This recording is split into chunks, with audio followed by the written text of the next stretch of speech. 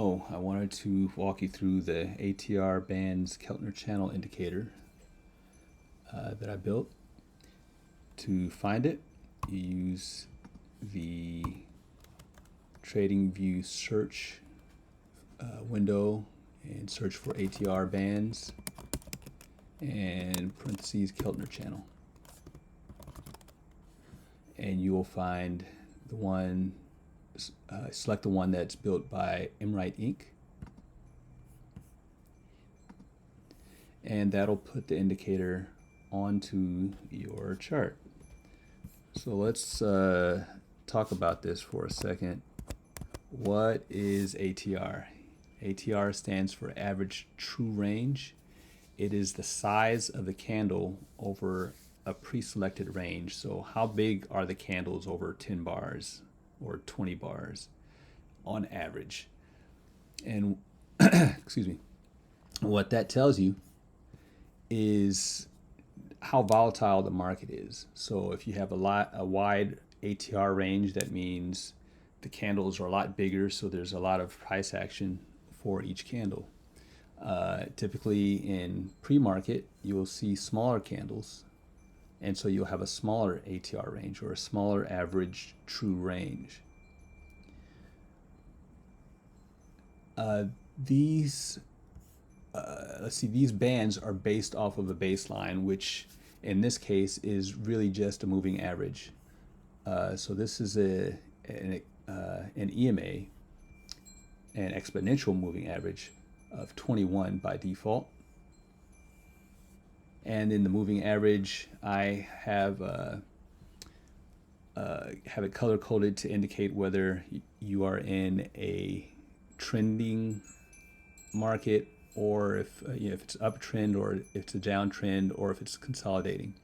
When it's white, it's consolidating. When it's green, it's an uptrend, and when it's red, it's a downtrend. And let's go take a look at the settings. So here you can see the baseline is a 21 EMA. The ATR period is 21. So for what's the average over 21 bars?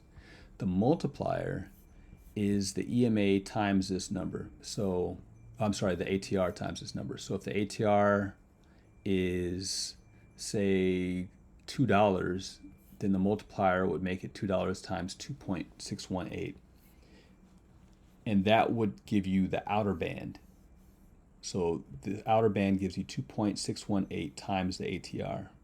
2.618 is special because it represents the golden ratio squared. So when you hear people talk about Fibonacci numbers, that's what they're talking about, the golden ratio, which is 1.618.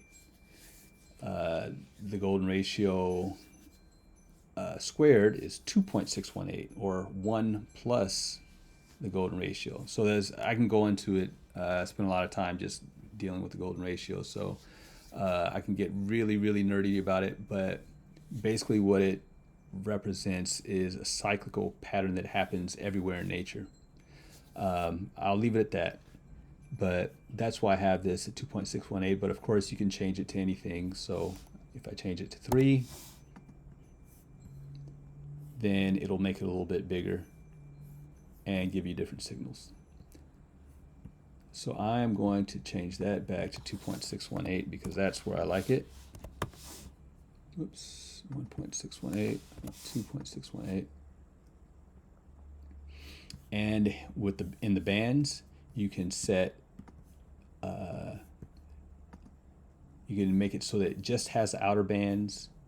You can have a half multiplier offset, so it's halfway in between, so you can see where there's some potential resistance or a pattern, a trending pattern that follows the bands. You can do that with the half, and you can also use a quarter multiplier, and of course phi, the golden ratio. So that shows you where the price may have bounced off of the phi band. And here use candle body rather than the full candle size. I recommend don't play around with that, or you can if you want to, but for most purposes, it can get a little complicated. Next, I have what's called a time frame extender, and the reason I built that is because every once in a while I would get, let's see, I'm going to go to the 15-minute time frame. Right now we're on the SPY chart on the 5-minute time frame, so we're going to go to 15-minute, and you'll see here 2 candles that are back to back, but there is no signal. And so what the time frame extender does is that it can make 2 bars act like 1 bar, and then you would see the wick, or you would effectively get to use the wick formed by those 2 bars. So now I'm going to turn use wick time frame extender, and there you go. So these 2 bars, if we were on a time frame that was multiplied by 2, would have formed a signal where there was a wick that went across the outer band. And really that's the main purpose of this indicator, is to be able to show you when wicks occur when you've gone to the outer limit of the ATR band and the ATR multiplier. And of course you can adjust it as you like. Like I said, with the multiplier, I like it at 2.618, but you can see if I reduce that, we'll end up getting a signal right here. Let's see. So that's kind of what the purpose of the time frame extender. And if you're really curious, you can see what the time frame extender candles would look like. So there you see the wick, but it's not very pretty, so play with it if you want. Now the good part of the signals. So you can toggle those on and off, of course. You get an S signal when it hits the upper band, when you get a wick on the upper band. And you get a buy signal, a green B signal, when the wick occurs on the lower band. But you also get these intermediate signals, so that you can have from the half band and from the phi band that I talked about earlier. So if we added a half of multiplier offset and the quarter multiplier offset, you can see those signals. The S3 is for the baseline. I'll get into that in a minute, but S3 is pretty useful. Here you see an S2. That is for the I believe that's for the phi band. I can never remember if it's for the phi band or the half band. But then there's a B1 or an S1 for the other band. Let's go back to the current day, 15-minute.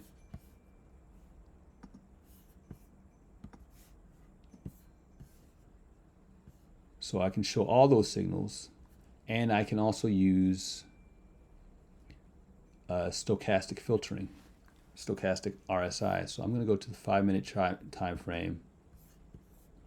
I have a custom Stochastic RSI oscillator that I use, but for the most part, the Stochastic RSI takes the RSI, or the relative strength index, and compresses it and normalizes it, so it always goes between 0 and 100, but it shows when the cyclical patterns in the RSI take place. So if RSI is in a cycle where it's kind of moving up, then that gets magnified on the Stochastic RSI, and if it's going down, it gets magnified on the Stochastic RSI. So what these signals can do with the ATR wicks is take that into account. So if it's oversold, then and you're in the if the stochastic RSI is oversold and you know it's super negative and you get a wick, that is what will trigger a buy signal. And if it's overbought, that can and it's wicking the top of the band, that can give you a sell signal. And that's about it on this indicator, how to use it, what it's used for. What's also useful is if you have something that can show you engulfing patterns. Here's another custom one that I built. You can ask me about it if you're interested. Is an engulfing pattern that shows candles that are bigger than the previous candle and in the opposite direction. And so that can be useful. What I found is that when you have one of these candles that hit the baseline, they can be a good signal for entries and exits. And the same thing for if it hits the outer band. If you have a green engulfing candle hitting the outer band or a red engulfing candle outside of the outer band, then that's a good signal to maybe act. And that is about it.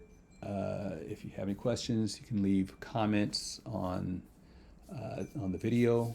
You can reach me at MWright Inc. And you can also find these indicators at MWright Inc. on TradingView. And like, share, and subscribe.